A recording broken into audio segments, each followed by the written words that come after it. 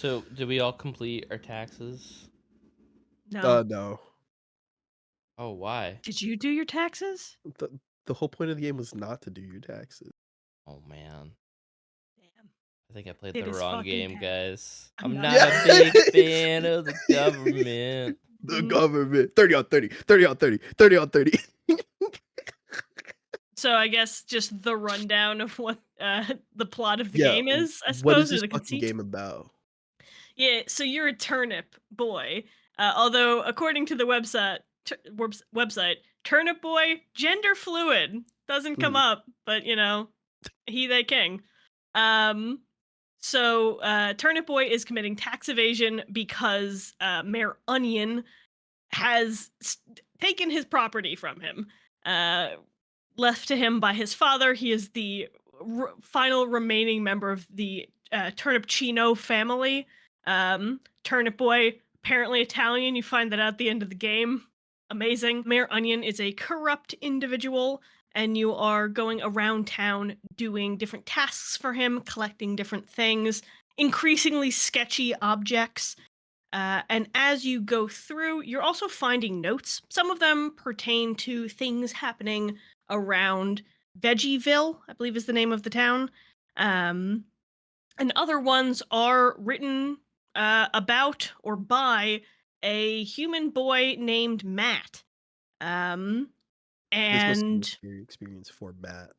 Yeah, I was getting a yeah, little monka s watching this, playing this shit, man. I put the message in the chat. Frankly, Matt goes. as it progressed, I got more and more worried. Did you did If it you was did just you like, discover yeah, Matt's ghost? Your ghost? yes, yep, I did. Yeah. I did towards yeah. the end. So Matt's a normal human boy, and everyone around you is a vegetable person. Yeah. Um, And it turns out there was some manner of virus. There was a war in the year of our Lord 2020. Yeah. Matt is conscripted, sent off to war. The parents get a letter back a few months later saying that he went missing in action. So Matt has passed, or missing in action, or yes, missing in Missing in action, not action. killed in Yeah. action. Then, because of this war, there is a nuclear winter, and the family has to go to an underground bunker and hide there. And this nuclear fallout caused the vegetables to turn into people. So you are a radiation created vegetable person, and they had to teach each other how to speak. Your father, Don Turnipcino, along with Mayor Onion and Old Man Lemon, were mafiosos who formed the vegetable government to mimic the human government, and there was some corruption and all of that. You go down to the bunker to get some stuff for Mayor Onion to hopefully get the deed to your house back. You encounter assorted ghosts along the way. You encounter Liz, Matt's little sister, who had been down in the bunker, but surprise, you were carrying radioactive sludge, got too close to her, and turned her into a mutated monster and had to kill her. Then Mayor Onion never gives you back the deed to your place. He instead turns himself into a giga mutant with a laser eye and a huge fork. And you have to knock him down a peg. The true ending you get when you rip up all of the different paperwork. If you miss any, you don't get the true ending. You get the deed to your house back, but the government still stands. And to be continued in Turnip Boy robs a bank, and eventually Turnip Boy steals the mail coming soon. So I want to know, like, what you guys thought of that. I was surprised going into it just because like I was like, oh, this is gonna be a silly, goofy game, and it's just gonna be about cute little vegetable people. And then hearing about like the weird post-apocalyptic ending happening and ongoing at the same time was very interesting. Uh Also kind of funny that it like all ties up into the plot because you go from like the nuclear winter then over to like, oh, the vegetables got irradiated, so that's why they're like able to talk. Oh, these documents that existed reintroduced like English as a language. oh, because of that, Mayor Onion discovers what like capitalism is and taxes, and he imposes it on the beautiful little people of Veggie Town, which like causes you to owe him money, even though you probably shouldn't.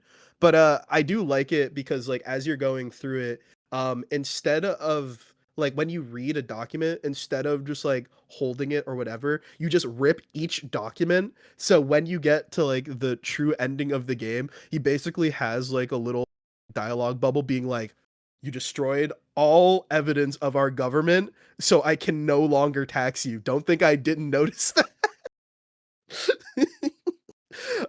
Before haphazardly like turning into the final boss, and then which is also great because I feel like the objects he gets are pretty funny. He gets like a fork, a laser pointer, he irradiates himself, and he does one more thing, but I can't remember. Fertilizer to make him big.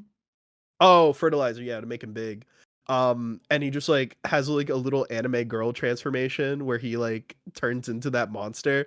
But it is kind of funny because like it's just like weirdly assorted things.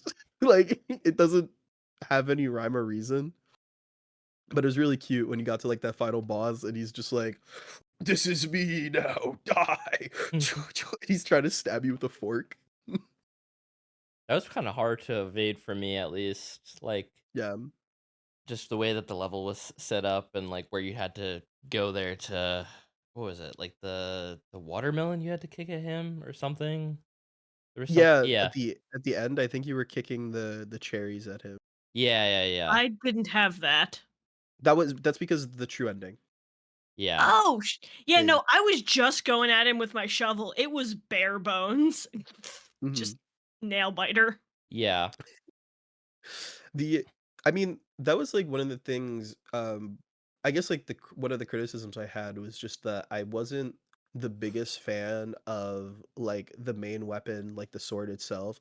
Because it felt like it just took too long on the comeback, which I didn't like. It led you open to a lot of hits, and especially like during some of the bosses like the deer or like Liz, you would get like comboed in between like your swing, so you'd like hit out and then like they would kind of just like hit you in return. And since you don't have a ton of HP in this game, sometimes it could get a little frustrating without like the hit stun frames or whatever. Mhm.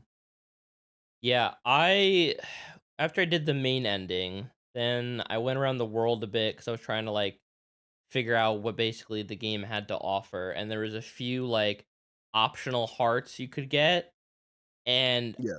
that's the only reason I beat the main boss. When I got the true ending, I had like 2 hearts left, and those were the optional ones that I grabbed in the world. So, I would have been cooked on that run had I not grabbed those extra pieces.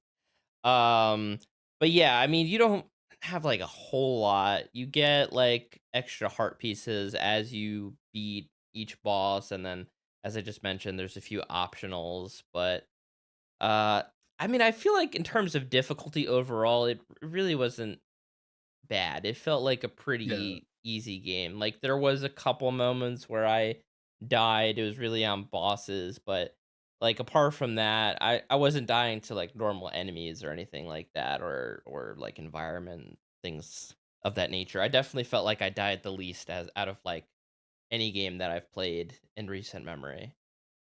Um Mm. but I would say how I felt about the game overall, like, I think this game would hit the most for somebody if you're in 2 scenarios. Either 1, you need, like, a really quick, easy win, like, maybe you just came off, like, a really long RPG and you just want something really short and use this Sifu. as Yeah, like that too. If it's like a game where you've been frustrated at something recently and you want something that's more laid back, chill, like I said, quick, that you're gonna be able to finish in like 1 or 2, maybe 3 sessions max. Then I think this is good for you. Secondly, I think from a tonal perspective, if you're coming off of like a really heavy emotional game, like let's say you just played like Claire Obscure Expedition 33 or like Last of Us 2, stuff like that, where you're like crying by the end of it. Go play this and you'll be laughing instead. And it's a great lighthearted switch from that. Maybe we could get into some of the zany stuff in here, but there's definitely moments of like the amount of inside jokes and like just pop culture references. I was like, man, this is, and I think that's also what fed into what I said to you guys about like, not in a bad way, but it feels like a very developed like Newgrounds game just because of like Yeah. how crazy like the kinds of jokes that are there, and then also just the level design vibes. But those are like the two main reasons that I think this game is going to hit the most for you. So just keep in mind kind of like what you're coming off of, and that may enhance your experience with Turnip Boy. Yeah, no, I definitely agree with that. I think tonally you've got these two different things kind of happening, which I think is kind of fun. You've got this very goofy, like upfront A plot with Turnip Boy trying to. At this point, he's not trying to evade his taxes. Technically, he had evaded his taxes. He's trying to get his house back, but he is just ripping up all government documentation along the way. And that has a lot of very funny pop culture references, humorous dialogue, and all of that. You're playing a little like pun intended rapscallion. Um, so that's kind of fun. The pop culture references in there will either hit or they won't. I'm of two minds with it. I thought it was funny and cute, but that kind of stuff does put sometimes a little bit of a not quite a timer on it. But it's most appreciated kind of in its own moment. There were a lot of references in there. And then you've got the B plot, which is everything to do with how the world got this way. Which, correct me if I'm wrong, I believe it was implied that the sentient vegetables had only been around for like a very short period of time. Turnip Boy is not old at all. He's like a week old or something. Yeah, So it's a short period of time between like the nuclear fallout and like them kind of coming to life, I'm pretty sure. yeah, it hasn't been very long at all. And having the people in the bunker kind of lends itself to that as well. So I thought that was kind of interesting. I thought that was like neat. My we'll talk about gameplay. The For the most part, I liked it. I would call it a Legend of Zelda like a Yeah. little bit. Yeah. I went into it thinking it was a Binding of Isaac like, um, which the Uh bonus mode is Yeah. somewhat. So, but the biggest complaint that I really had, the one thing that I wasn't a big fan of was, and I think Matt, you had mentioned it, or Nick, one of you, how floaty it feels. Mm. yeah. The sword feels slow. For me, the biggest thing that would screw me over was the movement because you don't stop moving when you stop pressing. So you drift just a little bit, and sometimes that just a little bit, especially when you're fighting bosses that spew out piles of ooze and you're trying to make a tight turn, or you try to set yourself on fire and you're trying to like get to a place at the right time and angle yourself. The floatiness would sometimes just be too much, and that would like ah So I was gonna say with the combat too, especially with the dashes, I didn't really like either. I felt like the main dash to avoid attacks was just a little short.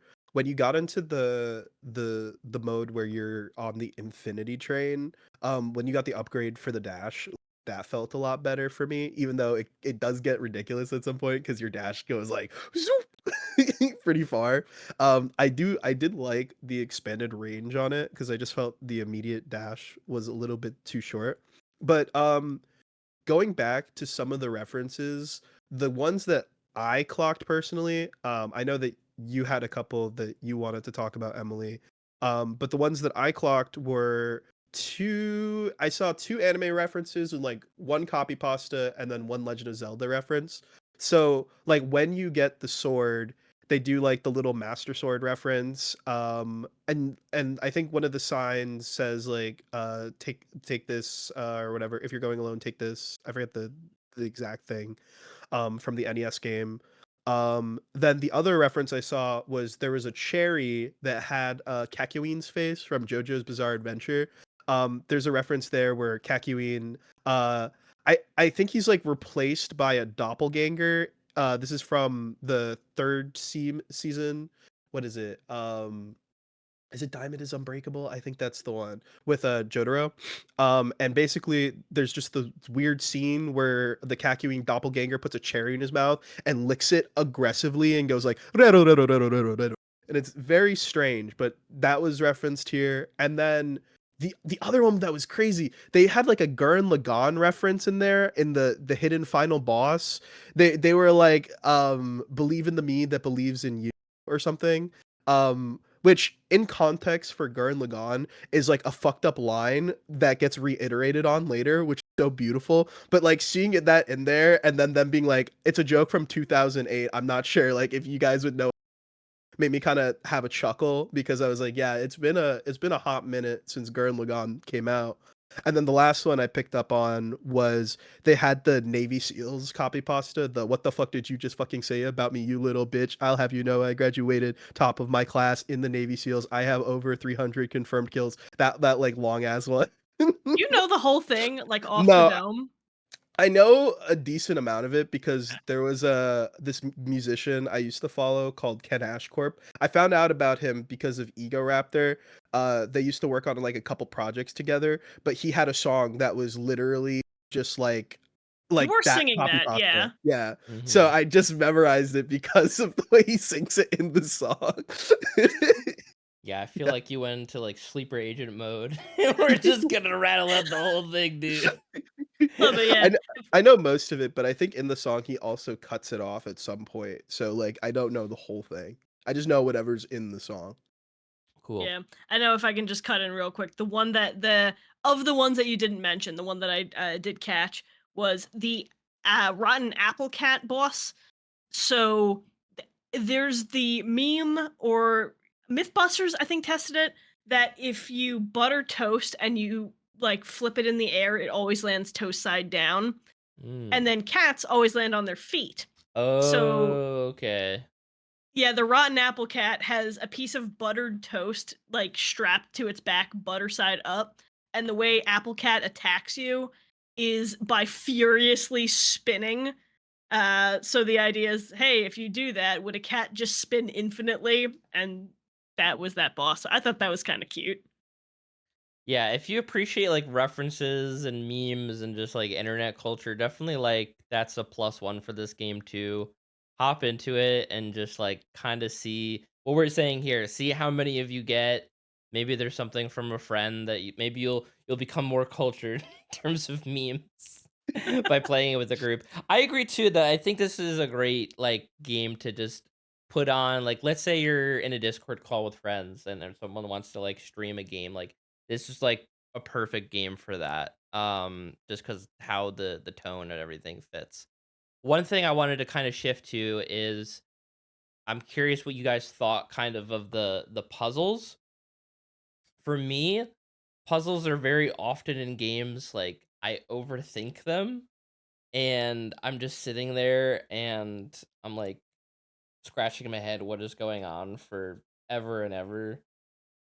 Definitely one of the weaknesses of me in games, but with this, it felt very straightforward, honestly. It felt like I would go in and I would sort of survey the area, and then pretty much within like a second or two, I'd be like, "Oh, okay, we got to do this." And then they do get a little more complex. One of the references we haven't talked about that I just thought of now is you get a portal gun. So I mean, it's a bit Yeah. of a rip Yeah, off it was right there. from Damn yeah, it. from Portal if you've ever played that in terms of gameplay. So that does come into to play a little bit. But there was maybe like one or two that I got stumped for a bit, and again, it was just like me overthinking things. Like once I thought about it, I'm like, "Oh, okay, we just do this and this," but, for the most part, yeah, it felt pretty straightforward, so I'll open the floor about that. Um, just a quick note, I did not realize there was a portal gun until you guys mentioned it, and I Oh, feel so wow. stupid. Yeah, as soon as I got it, I'm like, "Alright, so we're doing some portal puzzles, huh?" Like, I did not It realize. it didn't click for me until I saw that the portals are blue and orange, and mm, I Yeah. was like, "Oh." oh, Yeah, so puzzles for me are hit or miss, and mhm, that's mainly just because I feel stupid playing them. yeah, It's because I'm like, "Oh, it's a puzzle, it's gonna be, like, really tricky and difficult because 'cause I've played games like that, and then, yeah, I will overthink it. For the most part, I didn't have that much of an issue with it. There were a few, specifically in the bunkers yeah, that I you had like a water there was one where you had to get a watermelon brick mhm. across a bunch of I desks. think I know what you're talking Yeah. about, yeah. I was losing my mind trying to figure it out. That one was tricky, and then, you actually figure out the order of operations, and it was only, like, really a 2 or 3 step problem, which isn't that Mhm, bad, Yeah. but it was the thing where you have to, like, okay, using everything you've used in the game up to this point, you have to use everything to make it work, and you have to get your timing down correctly. So, it's good in that sense. The puzzles, I think, are maybe a little too easy for someone who really likes puzzle games, and maybe for people like me, sometimes they were a little tricky. I'm just really bad with spatial reasoning. I don't know what to say. Um, but I did think that they were pretty cute. And it didn't feel like, oh, they were all, loaded into the back of the game or like they felt unevenly distributed. They introduced their mechanics, I think, really well, and did a good job of like, building up your skill with them before introducing something new. So I think they did do a good job staggering it in that sense. Yeah, for me, I didn't think the puzzles were very hard. The only puzzle I think I found kind of tricky was the one in the last room where you had to use everything. But for me, I felt like I was more annoyed by the portal's timing. It's cool that like if you hit an item into it or if you walk through it, it reignites the mhm, portal. And I like the sound effect too. It's like a nice like kind of like a rip and tear sound effect that felt pretty crunchy. But I just wish that the portals didn't close, when you, like, would leave them out too long. I wish you had a little bit more control over them, like, when you close them and things so that you can maneuver it. Because for me personally, I had issues with just, like, the timing of the portals more so than the actual, like, figuring out the puzzle. Because I felt like they were a little bit too short for my liking at certain points within the actual puzzles. But other than that, I don't think I had um too many issues with the puzzles. I did want to bring up though too that this game does have a lot of backtracking. Um and I thought it would be like interesting to hear what you were gonna say. Because in order to get like the true ending, you have to rip up all documents, and a lot of the time you have to go back to either get a document, get a heart, or get like just some fun cosmetics. You would get like I think a lot of different hats that you can wear throughout the game. Um but basically like a character will mention, so for example, like there's a pickle in a jar and he's rival crime family, the Dillatines, and like they hate you, but then like because they're locked up in the pickle jar, they ask you like, hey, we know your dad, he would set us free. And like you basically break the jar and then like I think hand a note to someone else and you get a little like mob boss hat, I think. um, but that's basically how it goes. It's like you do have to do a little bit of exploring back and forth because there's a lot of different items and things that you can get. For me, I think it was a little bit of padding, but I did like the dialogue options. yeah, overall, I mean, there's not, like, a ton of areas. I think maybe there's, like, 6 to 7 levels you're gonna go through overall. So it wasn't terrible, but there definitely were moments where I would like need to go somewhere and I just sort of wish that this was like a game that I was emulating and I could press tab to like speed little Turnip Boy's legs to get on to the next spot that I needed. Definitely experienced that a few times. And again, I going back to this what I was saying before, just like the kind of game it is, like that I think fed into it more is like this feels like a game that I would just like throw up on a emulator. It's sort of retro in that vibe in terms of its design and everything like that. So there were definitely moments where I knew where I needed to go. And really, I mean, like towards the end too, like, yeah, that's going to be the most jumping around if you need to like pick up the last few things to rip up to get the true ending. Um, then you're going to be hopping from area to area. But I would say it wasn't terrible. But it definitely was something that came up in my travels. I was like, "Yeah, I wish I could go faster." Yeah, I agree with that. I am not a big fan of needing to backtrack in games. I don't like it very much for a couple of different reasons. Sometimes, at least for me personally, there were moments where I did get a little bit lost in the map just because some of the Yeah. areas were very similar. There were two different forest areas. There was the place with the weapons wood, and then there was the place with the abandoned house.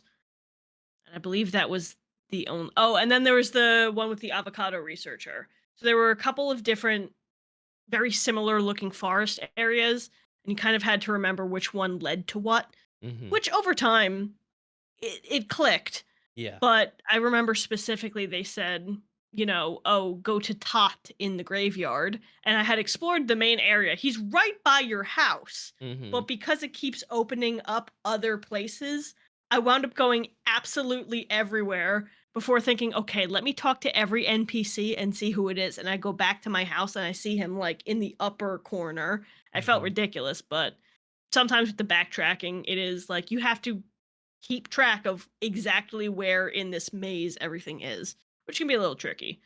Um, I did want to just real quick because I had forgotten with the portals. I did have to restart my game at one point um, because I got infinitely portaled. This was when I was messing around after having completed the game. I was just doing it by myself. I wasn't even streaming it, and I was trying to find like extra things and explore and whatnot. And I opened two portals too close to each other. And because of how floaty the motion is, I could not very precisely nudge into the center and nudge down. So I got infinitely portaled and I had to like go back to the menu. I got stuck. That's what happens when Uh, you evade your taxes, man. I evaded my yeah. taxes by entering the Torment Nexus. It's just like the original Portal, just infinitely portaled, and then you have enough momentum to shoot yourself. But that I guess that's what I meant by like with the portals that you can't just like proc them and turn them off. Like that was like the fail safe for the original Portal game is that if you get looped, you can always turn off whatever portal that you were using by clicking the button again, either the left or the right. Here since you don't have that, it makes sense why that type of error or glitch can happen because without being able to turn them off and with them reprocking every time you like enter them, it can cause like that issue specifically. Um but yeah, going into like the backtracking, I think that like if we were talking about some of the other games, I think like Cave Story for example is really good at the backtracking bits of it. I think that instead of cosmetics, like if you backtracked in levels in Cave Story for example, you would either like find a gun, and then they even had this cool thing where they basically wanted you to go through a level again called the egg corridor, and it basically changed the entire level layout. So maybe something like that would have been pretty cool with this game. Maybe like if you had to backtrack, a level changed. The most interesting thing I think you do get though with the backtracking is that you do see Matt's ghost, which scared the living fuck out of me when I saw it. Dude, how do you And think I felt? I was like, "That's me." Oh It did the fucking Pokemon thing, where they did that in, like, what was it? Like, Diamond and no! then I think they did it in X Yeah. and Y too. Oh, yeah, Um, yeah. it scared the Ghost shit like out of me. scuttles away. Yeah. Yeah. But the other thing, the other side quest that I really did like was that when you return the cat to this like old lady, basically she's like, "Oh, ooh, ooh, oh, whoa, I made this little drawing of you," and then she like makes you into this like anime girl, and then like Turnip Boy talks for the first time ever, and all he says is "stop," and canonically the reason why Turnip Boy is a silent protagonist is that if you hear him speaking, your soul will just explode. And in the sequel, I think she's just in hell. Like she's just dead and in hell. But yeah, overall, I think that um talking about this game too, I know that we have like some issues with like the combat and things, but again, there's like a sequel as well where they definitely like revamp the combat and things. So I think that it's just like it's an early game. Sometimes those bugs haven't been like kinked out just yet, but it's definitely showing a lot of potential and promise because the puzzles were pretty fun and engaging, and the combat, like for the most part, was pretty good. I think the bosses for me were definitely the highlights of it because I think everything else was pretty easy, but the bosses were a little tricky here and there. Mhm. Um, but yeah, that's what I thought.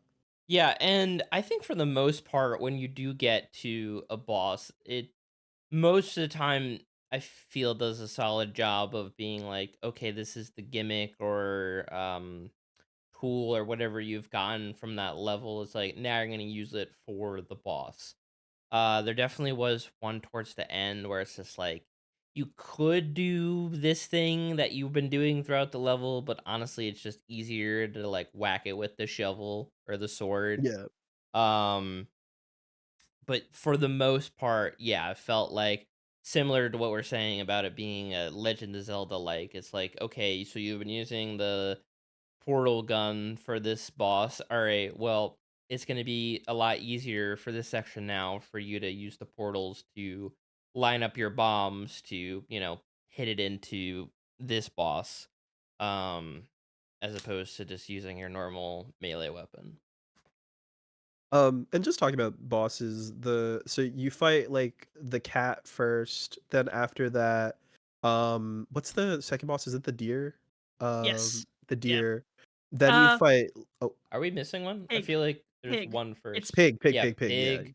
pig, Pig, apple, then deer. Yeah. yeah, pig, apple, deer, and then you have Liz, and then I think the final boss, right? The There's onion two mayor. deer. There's deer, and 2 then deer. there's the stag, because Yeah, one and is then the stag. radioactive. Yeah, exactly. Okay. Um, for me personally, like I just had the most trouble with the deer because again, like the portal timing was a little tricky for me. But then I think that was just like I couldn't get the timing right on that. But the one I had the most trouble with was Liz because Liz was really fun, but Liz is pretty hard. I felt like the game definitely had like difficulty spike there because her combat's interesting because essentially the idea is that when you irradiate Liz, she's like in the closet, but in that room you get like a hazmat suit that you could set on fire.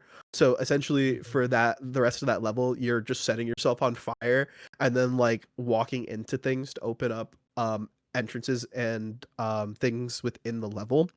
But with Liz, it was pretty fun because her first attack is like grabbing you, so she's like space denial, and because of that, it like chains you in. But then after that, once you set yourself on fire, it burns the claw, and essentially to beat the boss really fast, you have to like smack her and then set her on fire, which is hilarious, by the way.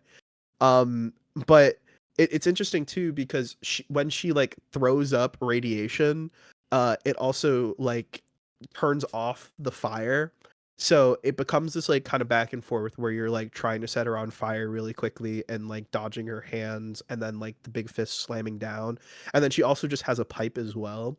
That comes out very fast. It's pretty hard to dodge, so you just kind of have to like kind of weave out of it.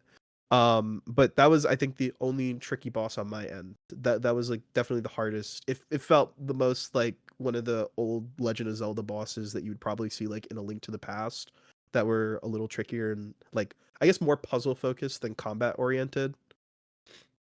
Yeah, for me, I think the hardest boss for me, I think, was the stag, Mm. just because I will say, so this game not optimized for keyboard and mouse. Not even a little bit.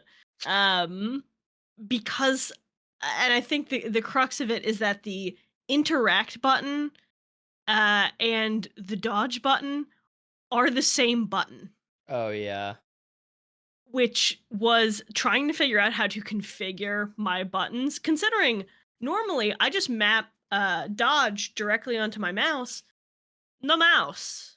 Oh Arrow keys to move. No mouse. no. So it was all actions with left hand, movement with right hand. Fine, but trying to figure out how to map that, I did have to switch it up a couple of times. So I just wasn't as quick with the watering can as I wanted to be. Hmm. Um, so that was a little bit of a difficulty on top of all of the rabbits, on top of trying to like every time something passes over a fully grown bomb plant, it is no longer fully grown. Hmm. So the stag boss spits out or generates a whole bunch of rabbits that, 2 hits to kill, not that bad. But considering in the center of that field is the bomb plant, so you've got to water the bomb plant, wait for the stag to be in a good position to push the bomb plant up his way, and then make sure that while you're defending the bomb plant, no rabbits that can come from any of the 4 corners actually touch the bomb plant, because then you have to rewater it. And it was just like a heinous back and forth of watering, defending, kicking it, and then trying to run so you don't get caught in the blast. Yeah, That was the hardest one for me. I was gonna say I was on keyboard as well for this, and if you look at my gameplay that it's gonna be on screen, it's a ton of just like fumbling over the interact versus the slide. So it's like I do a water and then my turn goes whoosh, and I'm like, no, I didn't want to do that. Okay, Because I Yeah. yeah, firmly thought that was just me. it's definitely not The just you. the LNR, I kind of just wish that they did like the Breath of the Wild thing, where if you like held it, you could just like flip and they give you like a little bit of time so that you're not like scurrying like between your sub weapons and things. Because there were times where I just wanted to pull out the sword and I pulled out like the bucket while Mm. fighting. I found out at the end of the game that there was a slice of pizza. Never got the slice of pizza. There's a slice of pizza? Apparently, there's a slice of pizza. I It gives you don't health, I think. I don't think I got that. Oh. Maybe. Yeah, I don't think so either. I When I was reading about some of the stuff that I thought I might have missed, I saw people talking about a slice of pizza. I had no idea what they were talking about. Maybe it's when you tier 4 sub. You gotta unlock a whole new level of sub. Oh yeah, the sub. That was a funny Yeah. one too. They Yeah. they It had was a they had a little gag about like uh I think it was like buying subs, right? And like one there was like, submarine yeah, sandwich. like the whole like sandwich. And you like get like a tier 3 sub for like a streamer, and then I think she just eats it, and that's the whole side quest. And she's supposed to like promote it on her stream. I think that was it. I thought that was cute. I It was did cute. like the submarine sandwich versus That got me Twitch stuck for a subs. second because I wasn't thinking like, I was thinking tier 3 sub as in like Twitch, and I was like, where am I supposed to get like a sub? And then I was like, oh wait, earlier there's like a guy at a sandwich stand, and that's what they mean. It's Mhm. just a little bit of wordplay. It was so cute. I thought Yeah. that was clever. That was very cute. And also, I fucking love a sub. I'll take a submarine sandwich right here and now. Oh, fuck. Jersey Mike's sponsorship? Yeah, yeah, yeah. Wait, sponsorships I want, Wawa, Jersey Mike's, and Arizona Iced Tea. Please call me. I just want a Man. fridge. That sounds like a jilted ex-lover.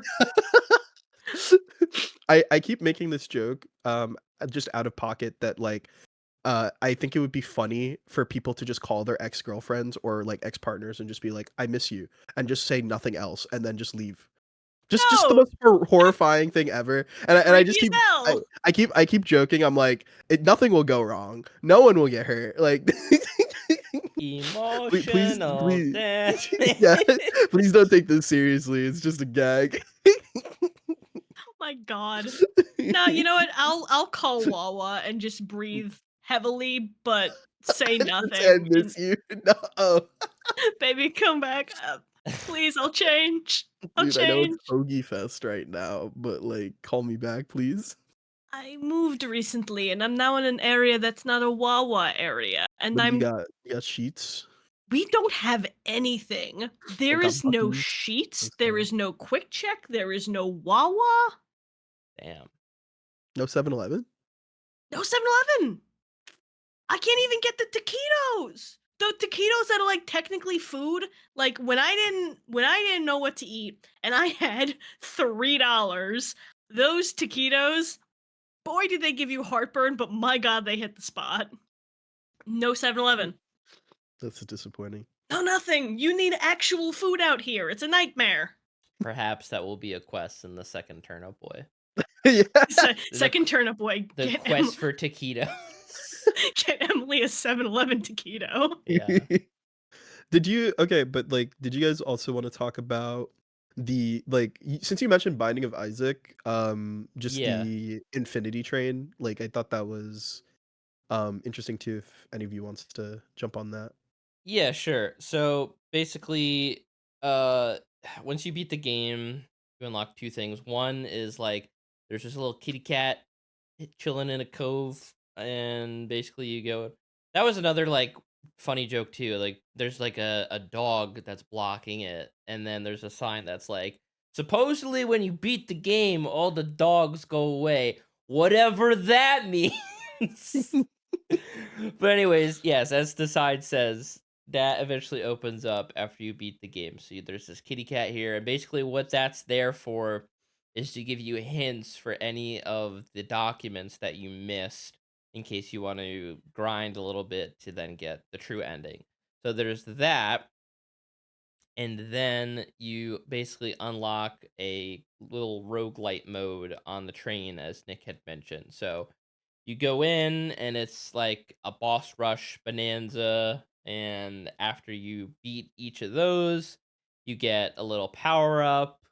You mentioned when we were talking about it in the group chat that once you go through all the bosses, you fight the train conductor, and then once you beat him, it just That's great. resets. Um And yeah, go ahead. There is one other thing about that. There's a secret boss as well. Yeah. In it, it's basically like just an evil turnip boy, but that's really just the end of the content. I think you fight the cat and the pig, and then just the train conductor, and then the secret boss, and then loops from there. Yeah. Uh, Seemingly the rewards for doing this, if you're interested in grinding it, is just cosmetics, different hats and Yep. stuff for Turnip Boy. But I was happy that it was there. I think it was interesting. Definitely not something I'm gonna like log onto the game for, but I checked it out and went through it. I think it makes sense as a bonus mode because I can't remember the year of release for this, but like there was a bit of like after Hades, seemingly that everyone was like, okay, now we're gonna do this roguelite mode, you know? So it's nice that it's just like okay, this is a bonus at the end, as opposed to I'm gonna make it a part of the main gameplay loop. Yeah. Game came out 2020. Okay. So. Yeah, I liked that they included it. I always think it's nice when they include bonus content because if it's a thing you can do, and it was I believe included as DLC, free DLC, I think. I didn't know that. Yes, it was Hmm. not natively in the game initially. So it was something that was added after the fact. I liked that. I thought that was cool. It was fun, but not as robust as I would have liked. Yeah. A a cute little thing, but then again, I think if it was maybe more robust, it would wind up being potentially more robust than the gameplay of the actual game. Agreed. which you don't really want your bonus mode to outshine the actual game. And I say that. I really like this game. I thought it was really cute, really fun, but to have a very hardcore bonus mode, don't know, maybe would have added, maybe not so much. I thought it was fun. I also do think it's funny that we keep saying Infinity Shame, Infinity I Train, which Train. I believe is the name of like a show. I think it is, but I thought is that not what that was called? Was it actually called the Infin? I thought it was just called the train station. No, I think it's called the Infinity Train, no? Am I crazy? Oh, when did Infinity Train the show come out? I don't know. Oh. Anyway, yeah, I thought it was cute. I only played it for one loop. It was fun, Yeah, same. but it's not something that I would grind like I would for if I'm playing Binding of Isaac. Mhm. Yeah. The I do think it's cool though because I felt like it was also just like a teaser for the next game that they were making. Turnip Boy robs a bank. That's procedurally generated. The bank like changes. Also, funny enough, it takes place I think one day after the events of this game, which is pretty funny. I was asking like since this game was so short before if we would just like end up playing it, but I think we were all kind of busy, so we didn't end up playing the sequel. But Mhm.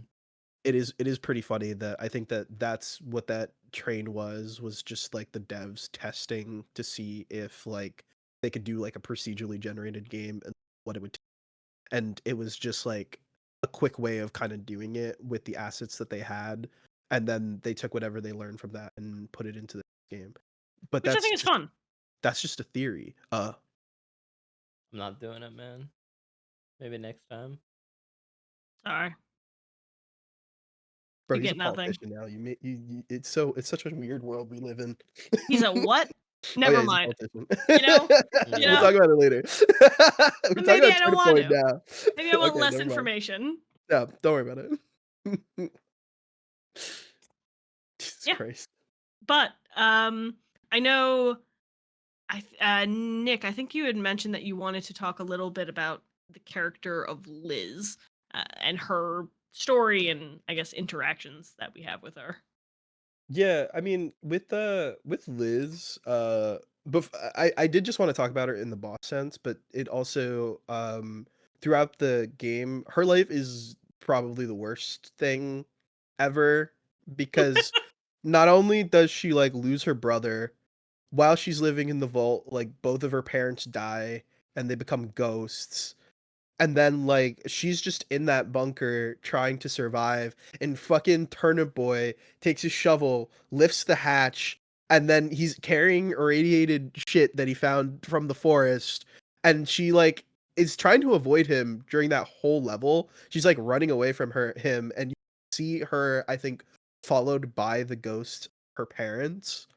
And Turnip Boy essentially just follows her up until they get into the closet, and then you just see like her eyes like peeping from I think the top, and then like as you get closer to it, like it shines like a green light, and then like you hear like the drawer just kind of stop moving altogether. Um, Overall, it was pretty. I thought that was pretty interesting because it was like a nice little bit of horror, and especially with the way that the level itself played out with just like how quiet it was, and then even like this track that they used for the level being kind of eerie. It was a nice, it was definitely a different vibe from what the rest of the game was, which had a much more cutesy lighthearted aesthetic. Yeah. Yeah, no, I agree. So, I am a big fan of horror from the perspective of not even horror from the perspective of the monster. Well, yeah, horror from the perspective of the monster, horror from the other side where maybe it's this isn't a horror story, the main character's not living through a horror story, but they are creating the horror story. So if you've ever read John Gardner's Grendel, which is Beowulf from the perspective of Grendel, not a horror story, but it's very clear that what is happening around is horrific. My favorite short story is Marjorie Lawrence's How Pan Came to Little Ingleton, which is a folk horror tale told sympathetic to all of the horrible monsters in the woods. So I do like that kind of stuff. I thought that was pretty fun. I thought it was just very, very sad because you do find a note from Liz, like she writes letters to Matt, to her brother missing, saying, "Hey, I hope you come home soon. I hope we can see you soon." So it's clear that the parents didn't share that he was missing in action. So that in and of itself, you can assume that she knows he's not coming back at this point. But the fact that she never gets to know that because that letter was in the farmhouse, which is not accessible from the bunker, she never gets to know what happened to her brother unless the parents said something right before they died. But the father had gone up to see if it was safe up there at one point. So presumably he got infected and then he came down and infected himself and his wife. So that there's again that kind of implied thing of okay, what happened to them? Did they also it seems like they just died, but then was Liz separated from them because she didn't die of the radiation poisoning, but she became mutated. So did they become mutated and then they died? Like there's a lot that you don't know, which I think is cool. I think that's fine. But there's a ton of implied horror going on, which is Yeah. so fun. Maybe because there's one room you don't have access to within the whole game, but it's like the door is open and then like the two ghosts like fly into it. Maybe they did just come back into the bunker, but then they just lock themselves in so that Liz wouldn't have to like deal with it, like the effects of it. But because of that, they essentially like left her exposed because that was the only way to protect from anything coming into the bunker. Yeah, I think I'd be interested to know sort of when this whole Liz Matt storyline arose because it is a very stark juxtaposition, right? We got like all these silly, goofy pop culture references, and you're going around like doing tasks in Veggieville, and then it's like depression, nuclear winter, a family torn apart, and it's like, like, So so goofy. I don't know if it's like they knew off the bat like we need something to sort of contrast from our silly main A plot, as we've mentioned, or if it's something that came about later on where they felt like the game was missing something. Yeah, I think that's a super, super good point. We talked about that a little bit with Sifu, Hmm. with you know, was the story first or was the gameplay first? Yeah. So I think that's a really interesting. I think that's a really good question. Um, I do like to jump to the end. I will be playing Turnip Boy robs a bank at some point, and probably when he steals the mail as well. I will be doing so also. So this is the only game I've ever played by Snoozy Kazoo, who's the dev. Um, so I maybe that's their shtick of having something super cute with a little bit of morbid happening in the background. I'm interested to see the rest of their stuff. I will say, so one of the games that one of the reasons that I'm so grateful that we do this is so that I can play games that aren't just the same games that I play all the time whenever I play a video game. One of which is Atomic Crops, which is almost exactly the same thing, but just a different game. It's like a bullet hell Mm. merged with a farming sim, but if you were to watch the trailer on Steam, it's nuclear radiation happened and killed everyone and then turned the vegetables and animals into people. And when I was playing Turnip Boy Commits Tax Evasion, and when I was like, oh, cute vibes. And then as soon as we get the little hint that there was a nuclear war, I'm like, oh no. Oh, this is just atomic crops, but in the next town over. And it incredibly is you could play them as sequels to each other. It's absolutely wild. Very funny. Also, out of curiosity, did you guys beat the nuke in the bunker under the Oh, house? yeah, I'm so glad that you mentioned that because I was thinking about that earlier and then I was trying to think of the right way to mention it. Yeah, the curiosity killed the cat for me. I was like, because honestly, I was just like exploring around that level and I was like, all right, is this what I'm supposed to do? Like, and then you whack it basically a couple times, and then you go kaboom, and the game's like, "Haha, gotcha. What do you think was gonna happen when you whacked a freaking nuclear bomb in the bunker here, man?" But you do get an achievement for it, so you're like, it's okay, it's okay."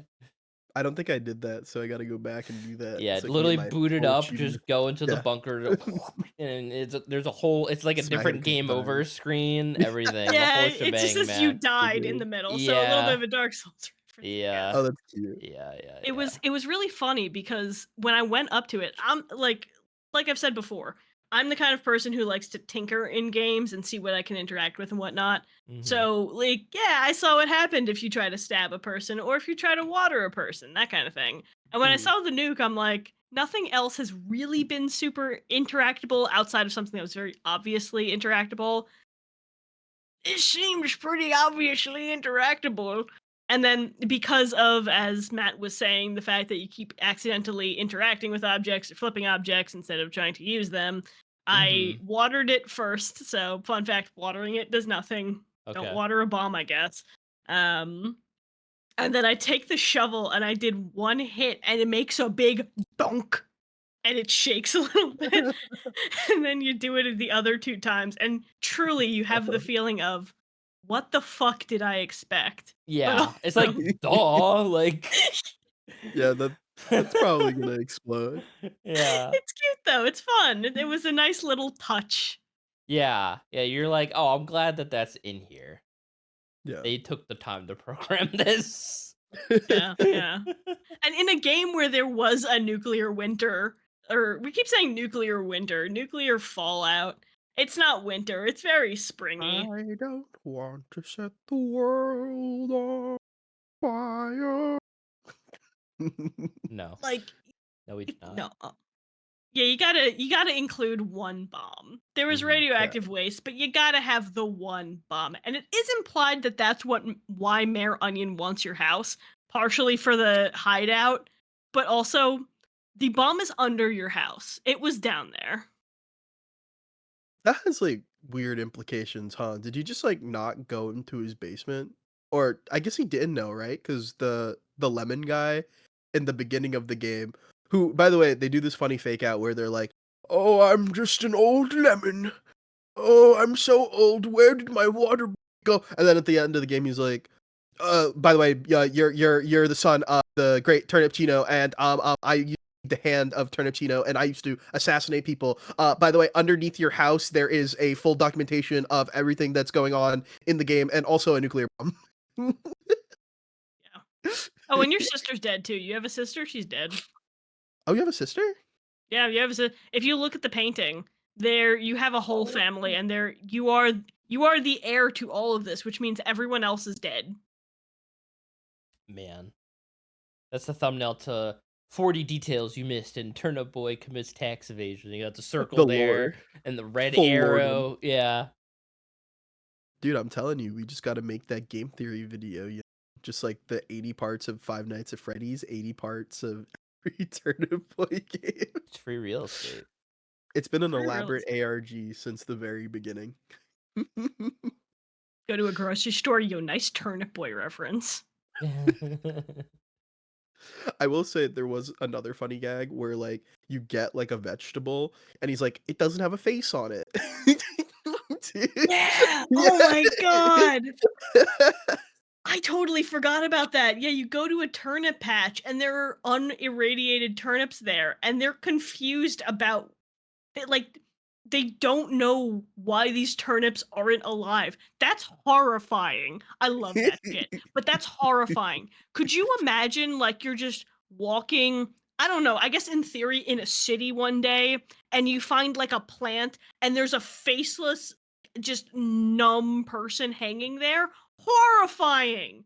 And then you accidentally bring acorns to life and you Oh, that talk to is the true, yeah. yeah, and you talk to the scientist, and she's like, "Huh, acorns just come off of trees. Trees aren't alive. Interesting. But your fucking goop brought them to life, and now they're just They ah." were like, "Why am I alive? What am I doing?" They were yeah. Why am I alive? My head hurts. There Yeah. was nothing, and now there's so much. Like Yeah. Jesus Christ. Oh, and one of them, now that he's sentient, has a craving for real estate. Oh yeah, and you Mhm. get him that real estate. Yeah, yeah, you And get him that's real where estate. the bank is built. Sequel. Damn. He stands in the same exact spot where the bank is built. So you actually have an idea where the bank is on the original VeggieTown Oh, map, that's funny. which exploded because of the final boss of the game. It's all connected. Yeah. One thing that I did want to mention was music wise. A lot of the music throughout it was cute, it was fine. And then the ending credits went so hard. The You're name talking of about the the song? it was A Fertile Wood at Heart. And James Courier and Ryan Barbone, yeah, Barbone did the whole soundtrack. It's the only song that has lyrics on the track. Everything else is, you know, as you would expect, kind of from a Legend of Zelda like, very kind of floaty, mystical type. But no, the last song is just a nice little folk song about Turnip Boy dodging his taxes. It's really good. I Yeah. listen to it. I super recommend it. Mhm. I also, think that the true ending boss fight, that was very, like, anime hype, like, let's just do all the They stops kind of Really? vibe. Yeah, yeah, I would they listen did to the that. Gurren It's thing. like hype video game music. It's gonna be in some kind of playlist like that. That was the vibe with that. They the whole joke about the final level was that it was just like supposed to be like Gurren Lagann where they're like fighting in space. And I yeah, they do like this fucking funny thing where you basically hit like the little cherry guys with bombs into Mayor Onion, and they as you hit them, they have like a little anime like face pop up Mhm. for a second, and then it fades away, and they're like, I'm drop kicking this guy for you. And then the last guy, he's like, I don't want to be drop kicked. Why did you do this to me? I don't want to Yeah, die. and that you still have to Because do you it are literally shooting anyways. yeah, because you're literally shooting them into space at the guy with no guarantee any of them live. That's so funny. That's funny because so I missed one thing and I figured out where it was, but I had missed one piece of paper and I did not have we know that I didn't have the cherries. I did not have that music either. I had a very light, kind of like bittersweet orchestral thing going on, which was really cool. I thought it was fun, but yeah, when later on I had listened to the soundtrack a little bit, I'm like, Turnip Boy Go. I don't remember this song being in and no, Turnip Boy Go I guess is the actual the true ending final boss music. Cool. Mhm. Um I will be finding that piece of paper though. I do know where it is and I got to go get Let's that. go. It was the TikTok one or the off-brand TikTok. Destroy the petition to keep whatever the flip flop I think they call it. Destroy the petition to keep Oh, flip flop alive. okay. That was the one that I didn't get. Mhm. Got it. Oh man, I was trying to see if these guys are actually cherries or not. I know that they were this. I could be completely wrong. We Are need there? an Yeah, there's three. NPC called, like, Mr. Maraschino, Yeah. who's a Uh, cherry. oh, it probably is them then. It probably is them then. Okay. I'll look this up later in the when we do our deep dive of fucking Turnip Boy Tune in lore. next week for the 3-hour dissertation episode of Turnip Boy Gibbons to Activation. It was Um, good. cool. Is there any other topics that anybody wants to bring up? Anything that we missed or somebody wants to circle back to before we sort of close it out? Uh, I think this was like a fun short experience. Like Matt was saying, it reminded me of like a Newgrounds game or just a game jam game in general. It's Yeah. like very short, easy to like, run through. I only like did it one time and it was a very, very short experience. I probably spent like 3 hours and I collected everything. So I mean, you know, I think it's a very fun game, and I definitely would recommend if you need some time in your day, just want like a simple, lighthearted game is definitely one of those that is very enjoyable. Yeah, Yeah. yeah. Oh, sorry. Like I said at the top, like I would say this is best played if you're coming off of a very like emotional experience from the past game.